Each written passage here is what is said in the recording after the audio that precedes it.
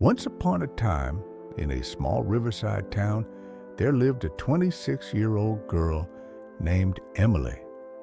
On the outside, her life looked normal. She worked at a small bakery in town, helped her parents in the evenings, and often took long walks by the river before going home.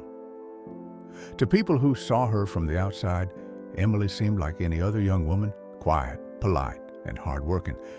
But inside, Emily carried a storm. Her heart felt heavy. Her mind never stopped racing.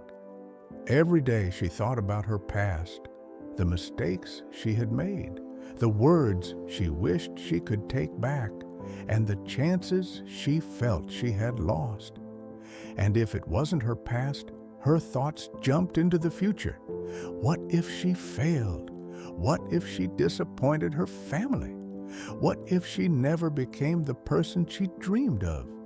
The more she thought, the more tired she felt. Even at night, when she lay in bed, her body wanted sleep, but her mind refused to rest. She would stare at the ceiling for hours, feeling broken, hopeless, and weighed down by something invisible. One evening, as the sun was setting, Emily walked by the river with tears in her eyes.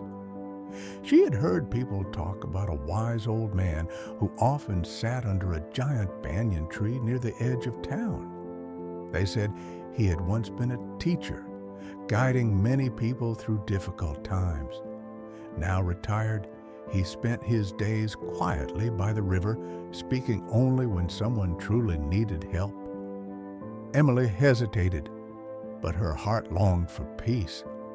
With slow steps, she walked up to him. The old man was sitting cross-legged under the tree, his eyes closed, as if he was listening to the river itself. Emily gathered courage and spoke softly. "Grandfather, my heart feels so heavy. I think all day, and the more I think, the more I suffer. My worries never stop. Please, how do I find peace?" The old man opened his eyes. They were calm, steady, and filled with kindness. Without saying much, he bent down and picked up a stone from the ground, roughly the size of her hand. He held it out to her and said, "Hold this." Emily looked confused but obeyed. At first, the stone felt light, nothing special. Then the old man said, "Stretch out your arm, hold it straight, and don't let go." She did as he said. The old man closed his eyes again, as if time itself had slowed. 5 minutes passed. Emily's arm began to ache. She shifted her weight, trying to hold on. Another 5 minutes. The stone began to feel heavier, though she knew it hadn't changed. By 15 minutes, Emily was sweating, her muscles trembling, her fingers felt numb. Finally, she gasped and let the stone fall to the ground. The old man opened his eyes, looked at her gently, and said, "Do you see? The stone never grew heavier, but the longer you held it, the more unbearable it became. This stone is like the worries in your mind. If you hold them for a short while, they cause little harm. But when you hold them all day, all night, never putting them down, they break you. Not because they get heavier, but because you refuse to let them go." Emily stared at him, breathing hard, as if the lesson had pierced right through her heart.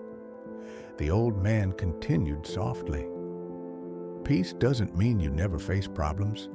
It means you learn when to put the stone down. Your past is gone, child. It cannot be changed. Your future has not yet arrived. It cannot be controlled.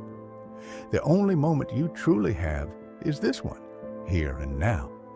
When you live in this moment, your hands are free, your heart is light, and your mind becomes still." For the first time, Emily realized that her suffering was not her past or her future. It was her refusal to let go of them. Her eyes filled with tears. She bowed her head and whispered, "From today, I will remember to put the stone down." The old man smiled.